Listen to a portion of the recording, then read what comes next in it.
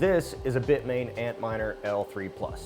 It came out in the year of our Lord, 2017, in the month of June, and back then it was mining over $50 a day in relative Bitcoin value.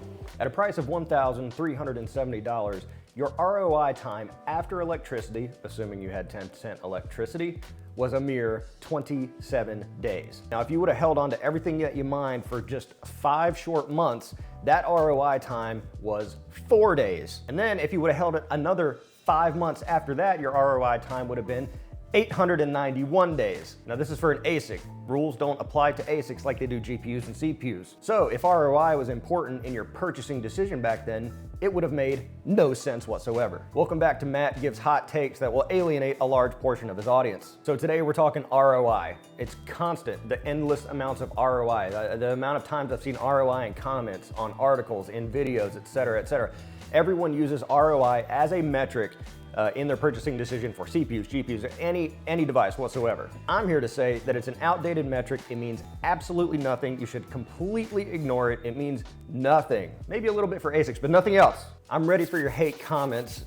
Post your hate comments down below. It only makes my dick harder. If you're a brand new miner, obviously, if you go out and spend $1,000 on some widget that shits out money all day, you're wondering how long until I get my money back. It's completely natural. Everyone thinks about it. And even me, who ignores ROI, I can't help but see things through that lens because I've just been conditioned over time to think in that manner. But as it pertains to CPUs and GPUs, and mostly ASICs as well, it's a completely useless metric. And that's illustrated with what we started out with the L3+, because when it first came out, it obviously made a lot of money. That's common with ASICs that are brand new for an algorithm. The profitability in the beginning is gonna be super duper high, and then as more people come onto the network, it's gonna go down, and gradually that time horizon is gonna be longer. But as we all know, in cryptocurrency, prices do this. They do this, they make their, now over time, generally, number go up. But ROI is sort of linked and married to the concept of selling out every day, whatever it is that you're mining, and that's your time window. That's the only way that the calculators can really work. And those calculators are only taking data from that moment in time, that snapshot, what the price is right now, what the difficulty is right now. That's all it can calculate from. So if you're using that in your purchasing decision, you've got to know that those variables are not only going to change, they're going to change a lot. I will say, to be fair, ROI has somewhat of a place when it comes to ASICs, because ASICs only mine big coins. They don't mine small coins. They don't go through the development costs to put an ASIC on to an algorithm that doesn't have some big, heavy-hitting coin behind it. Let's take a look right here at CoinMarketCap, total proof of work tokens by market capitalization. ASIC, ASIC, ASIC, ASIC, ASIC, ASIC, ASIC, ASIC, ASIC. You get the idea. Well, Conflux isn't, but we're already down to close to being out of the top 100. GPUs don't have a big coin to run to anymore like they did with Ethereum. So previously, you could kind of say, you could make the argument that ROI was a thing when GPUs were mining Ethereum, because you could do your speculative mining on smaller coins, but you could run back to Ethereum as the big main bread and butter coin. You can't do that anymore. What about Monero? No one mines Monero anymore because they're in tail emissions. So you can mine it all the live long day, but you're really doing it just because I don't know why you're doing it. So as other mining YouTubers have mentioned, the current way to go about doing things is to mine and hold, and you wait for prices to go up and then you sell. I caught an interesting bit the other day on a popular animal that's a colors, almost said it, stream, and he was talking about the method of mining and holding until you hit ROI, and I found that very interesting. So you're just kind of sitting and waiting on the coins to hit that point of what it cost you to buy the device, and at that moment you sell, indiscriminate of whether the price is up or down. I found that very interesting. But overall, I think in terms of GPUs, CPUs, and any other widget type miners, helium miners or hard drives or phones or Dippy Bird miners, whatever, that you have to look at them through the lens of ignoring ROI and purely looking at them as a speculative mining instrument. To make a really poor analogy, you don't buy a shotgun to shoot one bird. You buy a shotgun so that when you do shoot a bird, you're guaranteed to hit it. When new coins come out, low difficulty coins come out, or there's some opportunity for you to strike, you have a big amount of power behind you that you can go after that coin and get a whole bunch of it all at once, with the idea of holding that coin until it appreciates in price and then you sell. If you're taking ROI into consideration and you're bouncing around different coins and prices are going up and down,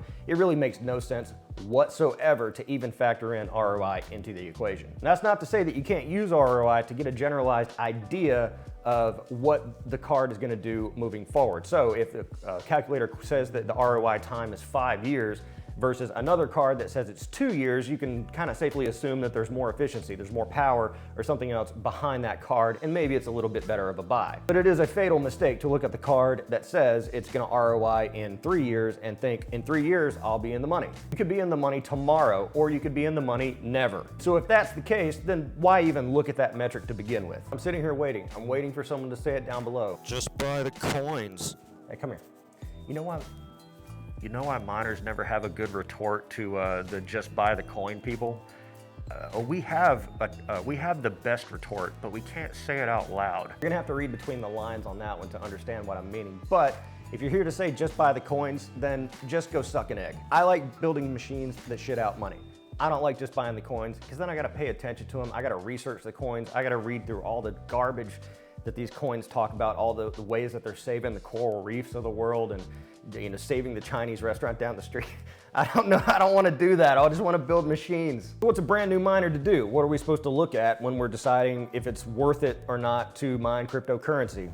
Past performance is not indicative of future results. You can't look at anything really. You can look at the price, see if it fits into your budget, and then make an objective determination as to whether or not this amount of risk fits into your investment profile, because ultimately it is kind of an investment. You're buying something with the hope of a return. So you got to say, well, I could, if I mine based on this history, mine something and it becomes 50x, or I could mine something and it goes to 0. So you're gonna have to make that determination when you're looking at these things. I would say if your risk tolerance is lower than the average person's, go into ASIC mining. Go into ASICs that mine big, heavy hitting coins and hold on to it, because it's much more likely that those coins will be around, will see future cycles, will have appreciation events where they go through the roof, and that would be your opportunity to sell it.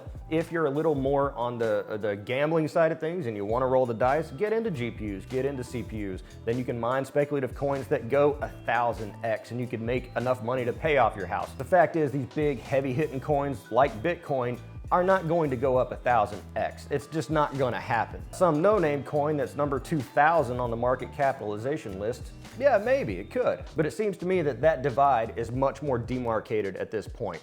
ASIC, big coin, GPU, CPU, a little pissy coins that are really highly super speculative plays. If you're the type of person who doesn't want to float your power, can't float your power, that kind of thing, I'd certainly recommend getting an ASIC, because you're gonna get more guaranteed results ongoing that you can pay your power bill out of. If you're doing CPU or GPU mining, you probably should be mining and holding and floating your power just as long as you can, waiting for price appreciation. Is that more risky? Is that more money out the door? Potentially, yes. But again, you're gonna have to fit that into your risk profile to decide if it's worth it for you. Did I say not financial advice yet? I feel like I should say it's not financial advice. Other YouTubers, that's not gonna hold up in court if someone really comes after you. You should probably know that.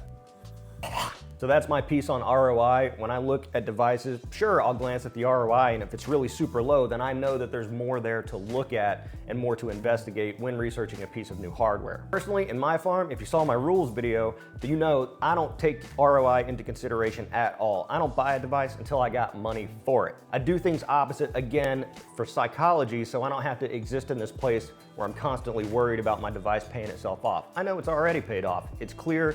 It's free money, aside from the electricity, moving forward, and then that is just a good place to be in, because I like to sleep. So, do I want your comments below? Do I want the engagement on this video? Yes, I do. I want your comments below. So if you completely disagree with this and you think ROI is the sacred sacrament, holy grail of metrics to look at when buying hardware, let me know in the comments below. Call me an idiot, I don't care, it's engagement. Or do you think there's some valid points that I've made here? Let me know in the comments below. If you think there's some kind of mix in there, maybe ASICs, yes, or GPUs no, or vice versa, or something like that, just say something in the comments. Like this video, subscribe for more content like this. I'm TheTechnicals, see you next time.